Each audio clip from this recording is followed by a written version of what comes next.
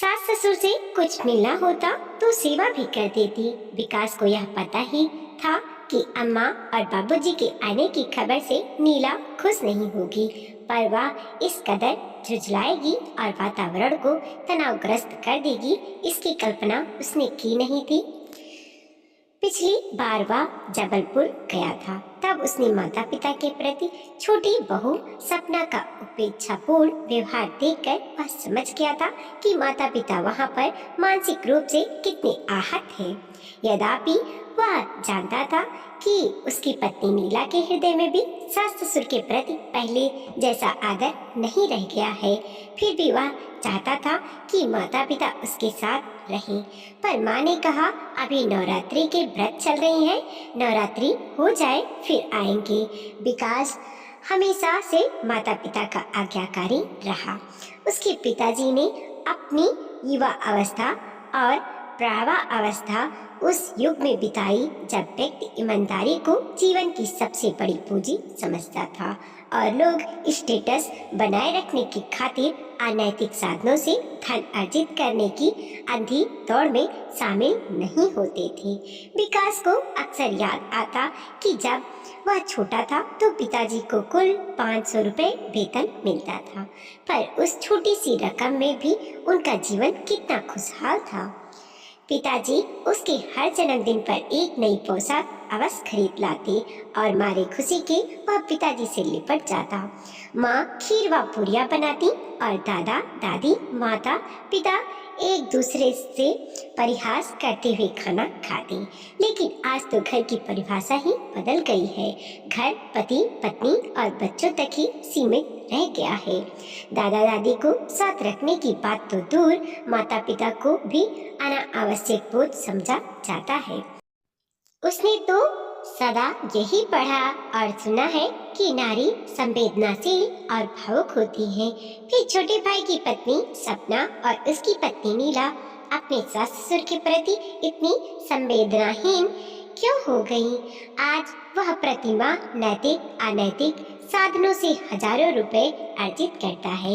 समय समय पर पत्नी और बच्चों को महंगे उपहार देता रहता है, पर उनकी आंखों में अतृप्ति की भावना झलकती ही रहती है। पिता जी सच ही कहा करते हैं, ऊपरी कमाई में बरकत नहीं होती, पर वह भी क्या करे। भौतिक सुखों के रंग में रंगी पत्नी और बच्चों की आवश्यकताएं ही इतनी बढ़ गई है कि वेतन में गुजारा नहीं होता। रिश्वत लेने से मन में जो अपराध बोध की भावना जन्म लेती है, उसे दूर करने के लिए वह भी यह सोचकर संतोष कर लेता है कि स्टेटस के लिए यह सब जरूरी है। पर कैसा स्टेटस जिसे बनाए रखने के लिए आत्मसम्मान को बेचना पड़ता है? वह इसी सोच में डूबा था कि नीला सामने खड़ी हो गई और विकास के बालों को सहलाने लगी, लेकिन उसका यह स्पर्श भी विकास को अपना सा नहीं लग रहा था। शादी के बाद के आरंभिक वर्षों में नीला को पैसों की ऐसी भूख नहीं थी। उन दिनों नीला बहुत खुश मिजाज थी, उसके ओठों पर सदैव मुस्कान रहती थी। उन दिनों वह सास ससुर को माता पिता जैसा ही सम्मान देती थी। पर जब से विकास की पदोन्नति हुई और ऊपरी आमदनी कमाने के रास्ते खुलने लगे, तब से नीला की ज्यादा से ज्यादा पैसे पाने की हवस बढ़ने लगी और वह सास ससुर से भी पैसों की आशा करने लगी। नीला ने बच्चियों को कभी नहीं सिखाया कि वो दादा दादी का आदर करें। पिछले वर्ष जब विकास के माता पिता उसके घर आए थे तो नुपुर ने पिता से पूछा, ये लोग अपने यहाँ क्यों रह रहे हैं? तब विकास स्तब्ध रह गया था। सास ससुर की आने की खबर से नीला गंभीर हो गई। उसने पूछा, उनकी यहाँ आने की योजना कैसे बन गई? अरे भाई, मैंने उन्हें परसों फोन कर दिया था कि वो यहाँ आ जाए। वैसे भी सपना के व्यवहार से वो वहाँ आहित हैं। यहाँ आएंगे तो वातावरण बदल जाएगा। तुम भी तो कभी उन्हें लिखा करती थी, यहाँ आ जाइए, मुझे सेवा करने का मौका दीजिए। अब क्या हो गया? विकास ने कहा, जैसे तुम जानते ही नहीं हो कि क्या हुआ है। हाँ, साल भर पहले तक मैं उन्हें कहती थी कि आप यहाँ आ जाइए, पर उस समय की बात अलग थी। तब उम्मीद थी कि वो फ्लैट की रजिस्ट्री तुम्हारे नाम कर देंगे और पुश्तैनी भवन में जो बंटवारा होगा उसमें से भी कम से कम 3 फ्लैट तुम्हें ही मिलेंगे। पर जब से तुम्हारे भाई को व्यवसाय में 4 लाख रुपए का घाटा हुआ है, विरासत में संपत्ति मिलने की उम्मीदों पर पानी फिर गया है। कुछ मिलना होता तो सेवा भी कर देती। नीला झुलझुला कर बोली, अपने पास कमी किस चीज की है? लाखों रुपए है, फ्लैट है, कार है। फिर यदि माँ बाप आर्थिक संकट में है तो उनकी देखभाल करना हमारा फर्ज है। विरासत में संपत्ति नहीं दे सकती तो क्या उनसे संबंध तोड़ लूं? विकास ने झुझलाकर कहा, तुम बने रहो श्रवण कुमार, पर मुझे से उम्मीद मत रखो कि मैं तुम्हारे माता पिता के स्वागत के लिए लाल कालीन बिछाऊंगी। हो सके तो फोन करके उनसे कह दो कि वो ना आए। मुझे अकेले रहने की आदत पड़ गई है और किसी की सेवा करने मेरे बस की बात नहीं है। नीला ने आवेश में आकर कहा, जो भी हो, जब तक अम्मा और बाबूजी यहाँ रहेंगे तुम उनसे ऐसी कोई बात नहीं कहोगी जिससे उनका दिल दुखे। विकास ने आवेश में कहा और वह क्लब चला गया। नीला भी झंझलाती हुई शाम के भ्रमण पर चली गई। विकास के पिता राम प्रसाद जी ने अपने पद का कभी दुरुपयोग नहीं किया। वो तो स्वभाव से ही इतने निर्लिप्त थे कि यदि पत्नी जोर ना देती तो वह ऋण लेकर मकान भी नहीं बनवाते। हाउसिंग बोर्ड से ऋण लेकर उन्होंने भवन बनवाया जिसमें 4 फ्लैट थे। 25 वर्ष पूर्व उन्होंने 10,000 रुपए में एक फ्लैट खरीद लिया था जो अब 5 लाख रुपए का था। फ्लैट पर पहले से ही बड़ी बहू की गिद्ध दृष्टि थी और उसे आशा थी कि बिल्डिंग में से 3 फ्लैट उसके पति को अवश्य मिलेगा। इसीलिए वह सास ससुर से अनुरोध करती रहती थी कि वो कुछ दिन उनके साथ भी रहें। पर अचानक देवर कमल को व्यवसाय में 4 लाख रुपए का घाटा हो गया और घाटे की पूर्ति के लिए फ्लैट को बेचना जरूरी हो गया था। कमल ने सपना के साथ प्रेम विवाह किया था। सपना निम्न मध्यम वर्गीय परिवार की युवती थी।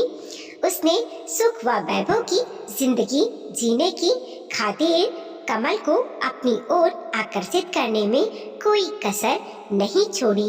कमल पर उसका ऐसा असर हो गया कि उसने माता पिता से साफ कह दिया, शादी करूंगा तो सपना से ही, वरना कुंवारा रहूंगा। अंततः उन्हें कमल को सपना से शादी करने की अनुमति देनी पड़ी। भव्य आयोजन के साथ कमल और सपना की शादी हो गई। सपना को उम्मीद थी कि फ्लैट और 2 फ्लैट की रजिस्ट्री उसके पति के नाम ही हो जाएगी। इस उम्मीद से वह 2 वर्षों तक सास ससुर की उत्साहपूर्वक सेवा करती रही। सपना एक पुत्र और एक पुत्री को जन्म दे चुकी थी। इसी बीच कमल को कारोबार में 4 लाख रुपए का घाटा हुआ। कमल इतना हताश हुआ कि घर बैठ गया। जिनके शेयर थे उन्होंने पैसे के तगादे करने आरंभ कर दिए। सपना ने जिस वैभव के सपने देखे थे वह चकनाचूर हो गए। अतः आर्थिक रूप से संकट में फंसे कमल को भावनात्मक संबल प्रदान करने की बजाय वह उसे बैंक बाड़ों से घायल करने लगी। वह सीधे साधे सास ससुर को भी ताना देने लगी। जो बहू कभी सास ससुर को एक से एक व्यंजन बनाकर खिलाती थी उसे उनके लिए 2 समय की रोटी बनाकर देना भी भार स्वरूप लगने लगा। सास ससुर 12 बजे तक भूखे बैठे रहते और सपना अपने लिए होटल से टिफिन मंगवाकर पेट भरकर खा लेती। सास के नेत्रों की ज्योति कम होती जा रही थी, फिर भी अपने और पति के लिए खिचड़ी या दलिया बना लेती थी। दोनों मानसिक रूप से टूट चुके थे, इसीलिए बड़े बेटे के साथ रहना चाहते थे। जब वो विकास के घर पहुंचे तो नीला ने विकास की मौजूदगी को देखते हुए ओठों पर मुस्कान लाकर उनका स्वागत किया। विकास अपनी पत्नी के स्वभाव को समझता था, इसीलिए इस बात का ध्यान रखता था कि माता पिता पौष्टिक आहार लें। रात को उनके लिए दूध की व्यवस्था करता था। नीला अपनी संवेदनशीलता खो चुकी थी। विकास के सामने तो वह सास ससुर से कुछ नहीं कहती थी, पर दोपहर में जब विकास दफ्तर में होता था तो वह उन पर शब्दों के ऐसे बाढ़ चलाती कि बूढ़े सास ससुर का हृदय आहत हो जाता। एक दिन उसने सास से कहा, अपने बेटे को बिगाड़ने में आपका हाथ रहा है। कारोबार में घाटा उसे हुआ और तनाव मेरे पति झेलते हैं। मेरी औलाद ऐसी करती तो मैं उसका गला दबा देती। आप इनसे किस जन की दुश्मनी निकाल रही है? यदि विरासत में संपत्ति नहीं दे सकती हो तो कम से कम मेरे पति को चैन से रहने तो दो। खबरदार, यह सब बातें इन्हें मत बताना, वरना मुझसे बुरा कोई नहीं होगा। सास के पास जवाब में आंसुओं के अलावा कुछ नहीं था। शाम को जब विकास दफ्तर से लौटा तो नीला ने एक नजर सास पर डालकर पति से कहा, मैं कहाँ तक माताजी का मन बहलाऊं? मैं तो इनका अकेलापन दूर करने की पूरी कोशिश करती हूँ। माताजी, आपको यहाँ अच्छा लग रहा है ना? नीला ने ओठों पर कुटिल मुस्कान लाकर कहा। सास बहू के ऐसे व्यवहार को देखकर हतप्रभा रह गई। एक दिन सास अपनी दोनों पोतियों को गोद में खिला रही थी। उन्हें कहानी सुनाते हुए बोली, एक दिन एक राजकुमार आएगा और घोड़े पर बिठाकर तुम्हें ले जाएगा। नीला कुटिल मुस्कान लाकर बोली, और तुम्हारी दादी तुम्हें सोने से लाद देंगी, क्यों माताजी? उसने ठहाका लगाया। सास स्तब्ध रह गई थी। वो सोचती, जब उनकी आर्थिक स्थिति अच्छी थी तो इसी बहू को समय समय पर कई गहने बनवा कर दिए थे। उस बेटी से ज्यादा स्नेह दिया, और अब जब आर्थिक रूप से असहाय है, बहू को कुछ देने की स्थिति में नहीं है, तो बहू उनके प्रति इतनी नरम हो गई है। क्या पैसा ही सब कुछ है? संवेदना स्नेह का कोई महत्व नहीं। वो आंसुओं को रोक नहीं सकी। वृद्ध पति एकाएक कमरे में आ गए। पत्नी की आंखों में आंसू देखकर विचलित हो गए। पत्नी के कंधे पर कुछ देर तक हाथ रखकर उसे सत्वाना देते रहे। कुछ कहना चाहते थे पर कह नहीं पाए। उनकी स्थिति भी ऐसी थी कि बहू घर से निष्कासित करना चाहती थी और वो बिन बुलाए अतिथि की भांति रह रहे थे। घुटन दोनों को महसूस हुई। थोड़ी देर पार्क में बैठे उन्होंने पत्नी से पूछा। दोनों 2 घंटे तक पार्क में बैठे रहे। पार्क में खेल रहे बच्चों की खेलियों से मन हल्का हुआ। जी चाहा कि पार्क में ही बैठे रहे, घर जाए ही नहीं, पर अंधेरा हो गया था। वो भारी कदमों से घर के अंदर आए। नौकर ने बताया कि साहब, मैडम और बच्चे शादी में गए हैं। उन्होंने यह सोचकर राहत की सांस ली कि चलो कम से कम कुछ देर तक तो वह बहू की आहत करने वाली व्यंग्यात्मक मुस्कान से बच गए।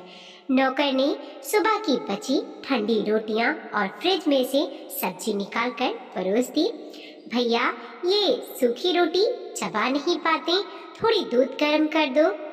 वो बोली, माँ जी, दूध का एक भी पैकेट नहीं है। मेम साहब बोली थी कि शादी से खाना खाकर लौटने में देर हो जाएगी, इसीलिए दूध नहीं पिएंगे।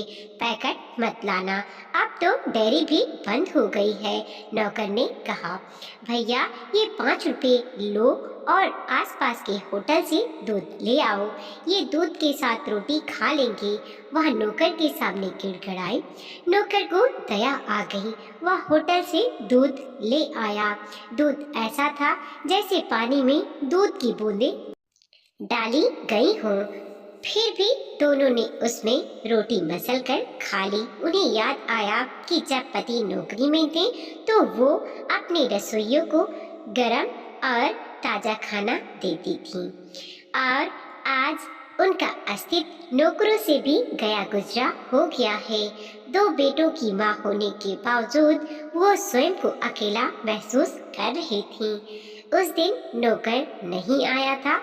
विकास दफ्तर की एक मीटिंग में गया था। नीला काफी हाउस में नाश्ता करके आ गई थी। नीला ने 2 बजे तक खाना नहीं बनाया। वो हंसकर बोले, शायद बहू समझ रही होगी कि आज मेरा उपहास है, पर आज तो उपहास नहीं है। पर उनकी हंसी में उदासी साफ झलक रही थी। चिढ़कर नीला ने खिचड़ी बना दी। रात को नीला ने कहा, आप लोग भी अजीब हैं। आपकी यहाँ इतनी बेइज्जती हो रही है, फिर भी बेशर्मों के साथ यहाँ टुके हुए हैं। अपना और अधिक अपमान नहीं करवाना हो तो यहाँ से रवाना हो जाइए। सास खामोश होकर सब कुछ सुनती रही। सुबह उन्होंने कहा, बेटा यहाँ बहुत दिन हो गए, अब हम वापस जाना चाहते हैं। आप इतनी जल्दी क्यों जाना चाहते हैं? वहाँ के तनाव पूर्ण वातावरण की अपेक्षा तो यहाँ शांति है। कुछ दिन और आराम कीजिए, विकास ने कहा। उसे क्या पता था कि उसकी पत्नी उसकी अनुपस्थिति में सास ससुर पर कितने तीखे व्यंग बाण चलाती है। तुम और बहू हम लोगों का बहुत ध्यान रखते हो, पर अब हमें अपने घर जाना है, पिताजी बोले। उनका दिल जानता था कि वह घर भी उनका अपना कहाँ रह गया है। उस घर पर भी तो छोटे बेटे और उसकी स्वार्थी बहू का दबदबा बना हुआ है। आप इतनी जल्दी क्यों जा रहे हैं? मैं आपको नहीं जाने दूंगी। आपने तो मुझे सेवा का मौका ही नहीं दिया, नीला ने पति के सामने दिखावा करते हुए कहा। गिरगिट की तरह रंग बदलती हुई खलनायिका जैसी बहू का ढोंग देखकर सास ससुर स्तब्ध रह गए। बस से लौटते हुए वो सोच रहे थे उनकी वापसी अवश्य हो रही है, पर वो कहाँ जा रहे हैं? एक बहू के व्यंग बाण झेलकर दूसरी बहू के व्यंग बाणों से आहत होने जा रहे हैं।